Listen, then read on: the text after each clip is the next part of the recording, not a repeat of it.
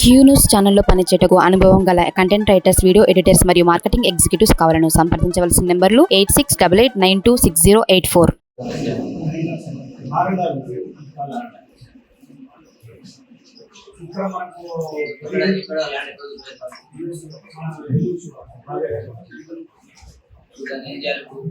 ఈ ఎలుగు దగ్గర 32 ఎకరాలు ఉంది కదా సార్, ఆ 10 ఎకరాలు సేమ్ యాసిడ్స్ గా నిర్వాసితులకే ఇవ్వచ్చు.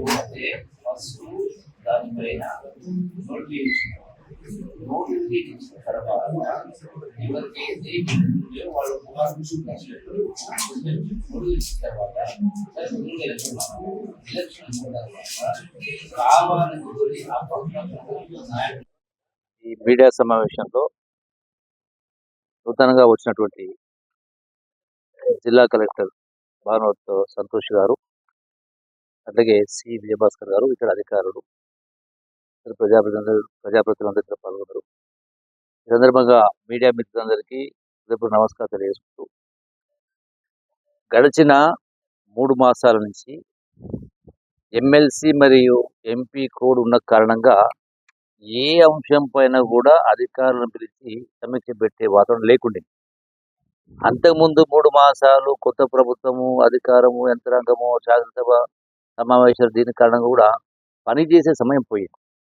అందుకనే ఎప్పుడైతే ఎలక్షన్ కోడ్ పోయిందో ఆ మర్నాటి నుంచే మా కార్యక్రమాలు, నేనే కాదు నాతో పాటు అందరూ మంత్రులు కానీ, శాసనసభ్యులు కానీ ఈ యొక్క ప్రజా సమస్యల పట్ల రోజు పర్యవేక్షణ చేస్తూ చేస్తూ ఉన్నాం. అందులో భాగంగానే ఈ రోజున Mahatma Gandhi Kalwakurthy lift irrigation scheme, అట్లాగే పాలమూరు రంగారెడ్డి ఎత్తిపోతల పథకం గురించి గ్రౌండ్ రియాలిటీ చూసి ఏ సమస్యలు ఉన్నాయి, ఏ విధంగా రైతాంగాలు మేలు జరగాల, త్వరితగతిన నీళ్ళు ఇవ్వాలి ఆలోచన ముందుకు జరిగింది.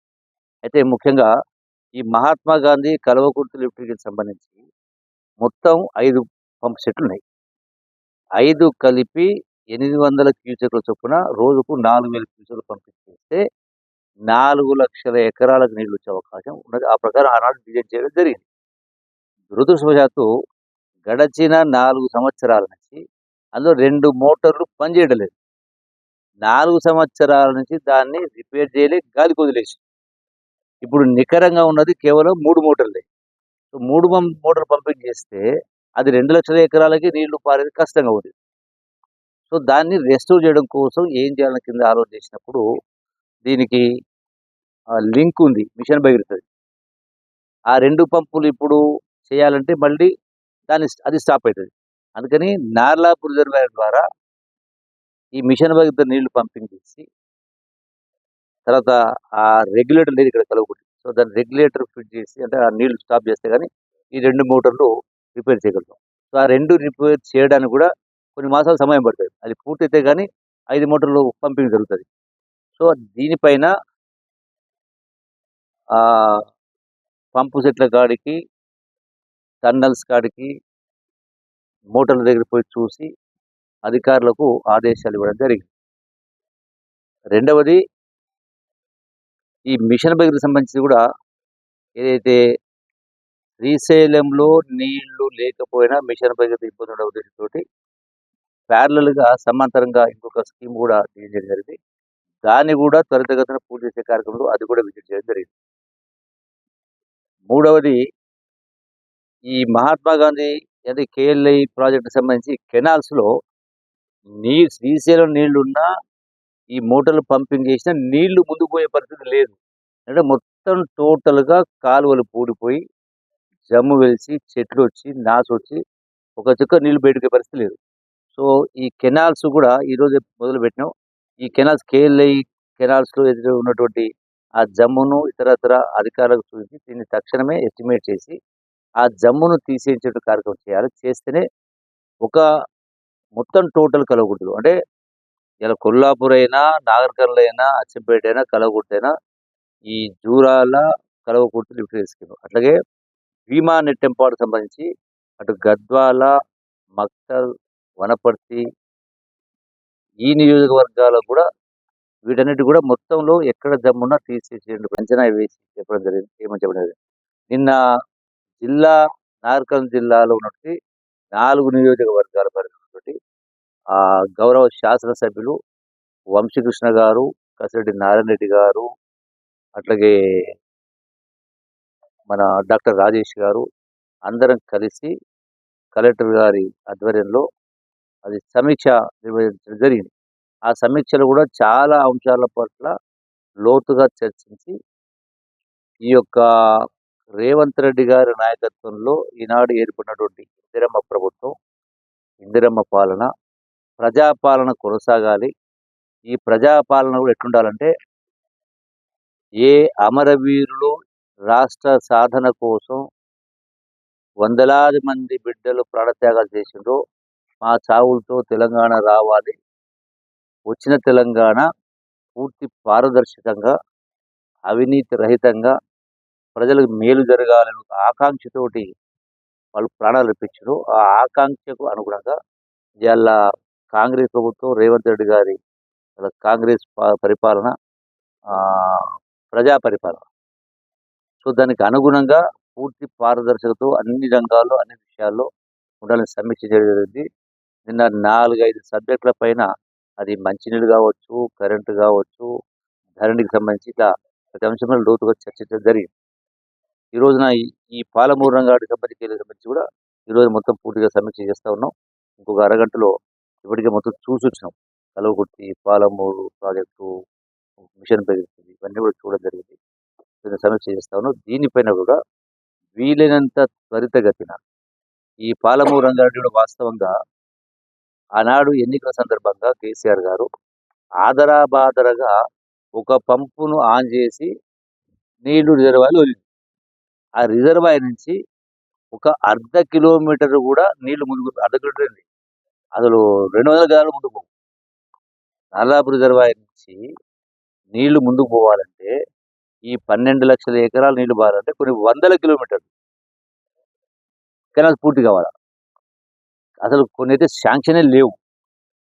ఎక్కడ కూడా కెనాల్స్ శాంక్షన్ లేవు, ఎక్కడ కూడా మెయిన్ కెనాల్ శాంక్షన్ లేవు, డిస్ట్రిబ్యూటర్స్ లేవు, మైనస్ వాళ్ళు శాంక్షనే ఇవ్వలే. ఈ పంపు చేసిన నీళ్లు కరెక్ట్ ఇప్పుడే చూసినాం, 100 మీటర్లు కూడా దాటి ముందుకు పోయే పరిస్థితి లేదు. దాన్ని ఇప్పుడు కెనాల్ బ్లాస్టింగ్ అవన్నీ మొత్తం కూడా బ్లాస్టింగ్ చేసి కెనాల్ చేస్తే ఒక మాసంలో, 2 మాసాల్లో, 3 మాసాల్లో పూర్తి చేస్తే అప్పుడు ఆ నీళ్లు ఏదుల రిజర్వాయర్ కాడ పోతాయి. ఆ తర్వాత వట్టెం, ఇట్లా చాలా పని ఉంది. ప్రాజెక్టు మొదలుపెట్టి ఆ రోజున నేను కూడా ఆ ప్రభుత్వంలో మంత్రిగా ఉన్న 2014లో తెలంగాణ వచ్చిన తర్వాత భూత్పూర్లో ఆనాడు కేసీఆర్ గారు పూర్తి చేసుకుని కట్టిస్తాడు. 2014 20 వచ్చి 10 సంవత్సరాలు ఒక 100 మీటర్లు నీళ్ళు పోయే పరిస్థితి లేదు. కాబట్టి దీన్ని ఈ రోజున త్వరితగతిన పూర్తి చేయించి దీనికి సంబంధించిన మంత్రి ఉత్తమ్ కుమార్ రెడ్డి గారితో ఉదయం మాట్లాడడం జరిగింది. వచ్చేటువంటి వారం 10 రోజుల్లో వాటితో మాట్లాడి వారిని తీసుకొచ్చి సంబంధ ప్రిన్సిపల్ సెక్రటరీ వచ్చి ఇంకా కొన్ని అంశాలపైన నిర్ణయాలు తీసుకోవాల్సి ఉంది. సో వాటికి నివేదికలు ఎస్టిమేట్ తయారు చేసి వాటిపైన పూర్తిగా సమీక్ష చేసి వీళ్ళని తొందరగా ఈ మహాత్మా గాంధీ కల్వకుర్తి ఎత్తిపోతల పథకం కింద ఉన్నటువంటి 4,50,000 ఎకరాలు నీళ్ళు ఇవ్వాలి.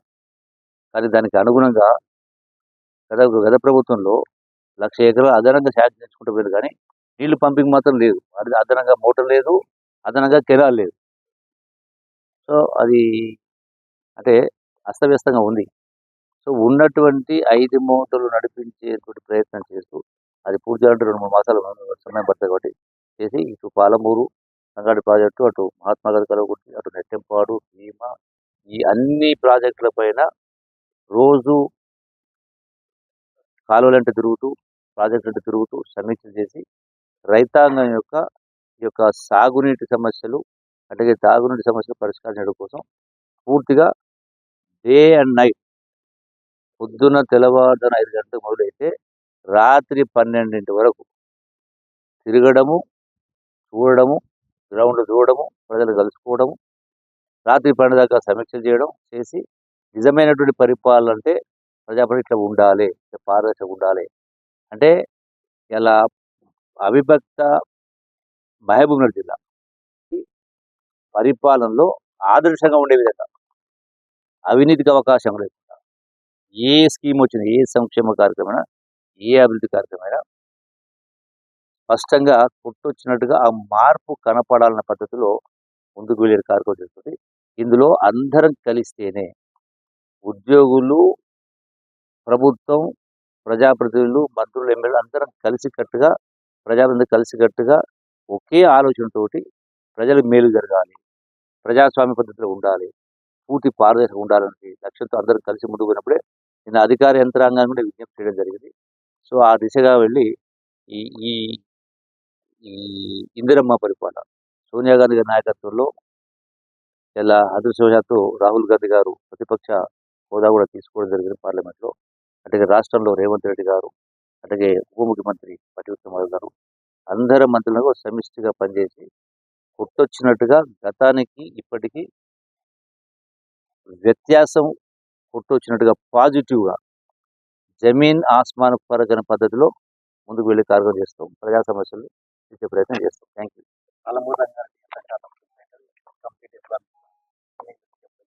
పాలమూరు రంగారెడ్డి ప్రాజెక్ట్ ఎంత శాతం పూర్తి అనేది మీకే ఒక ప్రశ్న ఇస్తా. ఇప్పుడు ఏం చెప్పినా ఒక పంపు ఆన్ చేసి నీళ్లు ముందుకు పోయింది, 100 మీటర్లు నీళ్లు చూసి వచ్చిన ఇప్పుడే 100 మీటర్లు కూడా నీళ్లు ముందుకు పోవు. మరి 100 కిలోమీటర్ల నీళ్లు ముందు పోవాలంటే 100 మీటర్లు పోయినప్పుడు ఎంత శాతం మీరే లెక్కేసుకోండి. దానికి తోడు కెనాల్ శాంక్షన్ లేవు, ల్యాండ్ అక్విజిషన్ లేదు, కెనాల్ శాంక్షన్ లేవు, ఏ ఒక్కటి కాలే. కేవలం మెయిన్ కెనాల్ మాత్రమే తవ్వడం జరిగింది తప్ప అది కూడా పూర్తి కాలే. ఇక్కడ కూడా టోటల్గా అక్కడక్కడ మొత్తం టోటల్ అడ్డంకులే ఉన్నాయి.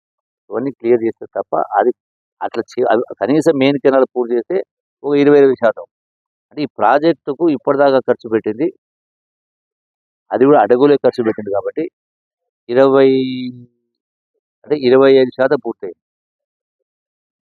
కానీ ఒక చుక్క నీళ్ళు బయటికి రావాలన్నా అది మొత్తం పూర్తి సాధ్యమవుతుంది. అంటే ఇంకా సుమారుగా 60-70 వేల కోట్లు ఖర్చు పెట్టాల్సి ఉంటుంది. దానికి తోడు అప్పుల కుప్పగా మార్చిన రాష్ట్రాన్ని, దానికి తోడు 40 వేల కోట్ల అప్పుల బకాయి. అయినా కూడా కాంగ్రెస్ ప్రభుత్వం చెప్పినటువంటి 6 గ్యారెంటీలు అమలు చేసే కార్యక్రమం చేస్తాము. దీనిలో కూడా నిన్న నేను సమీక్షలో మాట్లాడినప్పుడు నాకు స్పష్టంగా అర్థమైంది. ఈ గ్యాస్ సిలిండర్, సబ్సిడీ సిలిండర్ సగం మంది దరఖాస్తు పెట్టుకోలేదు. 1,90,000 ఉంది టోటల్గా. చలో అంటే సగం మంది అప్లై చేస్తున్నారు. అట్లాగే జీరో కరెంటుకి సంబంధించి కూడా, జీరో బిల్ సంబంధించి కూడా సగం మంది దరఖాస్తు పెట్టుకోవాలి. దానికి గౌరవ జిల్లా కలెక్టర్ గారు చెప్పడం జరిగింది. అధికార యంత్రాంగాన్ని ఎట్లయితే ఎన్నికల సందర్భంలో ఈ ఓటర్ లిస్ట్ నమోదు చేసిన ఇంటికి తిరుగుతారో అట్లాగే అధికార యంత్రాంగాన్ని టోటల్గా దానిలో భాగస్వామ్యం చేసి ఆ ప్రకారం లిస్ట్ తయారు చెప్పినాం. అట్లాగే రాజకీయ పార్టీలను కూడా, అంటే మా పార్టీ తరఫున కూడా ఉన్నటువంటి కార్యకర్తల నాయకత్వం కూడా ఈరోజే అందరికీ వాట్సాప్ పెట్టే కార్యక్రమం చేస్తాను. ప్రతి బూతుకు 10 మంది కార్యకర్తలు ఆ రోజు ఎన్నికలప్పుడు ఓటు ఇల్లు తిరిగి, సో ఆ ఇల్లు తిరిగే కార్యక్రమం ఎన్నికలకే పరిమితం కాకుండా ప్రజా సమస్యల పట్ల కూడా అదే ఒరబడి, అదే చొరవ ఉండాలి ఉద్దేశంతో అదే కార్యకర్త ప్రతి ఇంటికి వెళ్ళి ఎవరెవరైతే ఈ గ్యాస్ సిలిండర్ కోసం దరఖాస్తు పెట్టుకోలేదో తెలియక, ఎవరెవరైతే సరి అయినటువంటి ఆధార్ నంబర్ ఇవ్వలేదో, ఎవరెవరైతే సరైనటువంటి రేషన్ కార్డు ఇవ్వలేదో, అది గ్యాస్ సిలిండర్కి సంబంధించిన, జీరో కరెంటు బిల్కి సంబంధించిన, గృహలక్ష్మి కింద, సో వీటన్నిటిని కూడా ఇల్లు తిప్పి మొత్తం లిస్టు తెప్పించేసి జిల్లా యంత్రాంగం, ప్రజాప్రతినిధులు మేము కూర్చొని వాటిని పరిష్కారం చేసే కార్యక్రమిస్తూ ఈరోజు ఉదయం నేను మాట్లాడినా.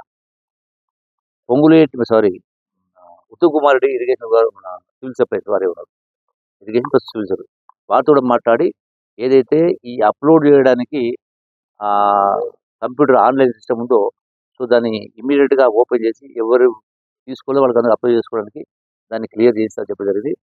అట్లాగే ఈ గ్యాస్ సిలిండర్కి సంబంధించి కూడా వారికి చెప్పడం జరిగింది. కరెంటుకి సంబంధించి, జీరోకి సంబంధించి కూడా డిప్యూటీ సీఎం పట్టి విక్రమార్క గారు మాట్లాడడం జరిగింది.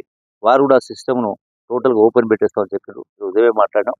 సో అధికారులకు, ప్రజాప్రతినిధులకు, కార్యకర్త నాయకులందరూ ఇందులో పూర్తిగా భాగస్వామ్యమై వచ్చేటువంటి ఒక నెల లోపలనే ఇల్లు తిరిగి వాళ్ళందరినీ కూడా ఎవరైతే అంటే అర్హత ఉన్నవాళ్ళు, అంటే తెల్ల రేషన్ కార్డు ఉన్నటువంటి వాళ్ళు. క్యూ న్యూస్ ఛానల్లో పనిచేయటకు అనుభవం గల కంటెంట్ రైటర్స్, వీడియో ఎడిటర్స్ మరియు మార్కెటింగ్ ఎగ్జిక్యూటివ్స్ కావాలను సంప్రదించవలసిన నెంబర్లు 8688926084.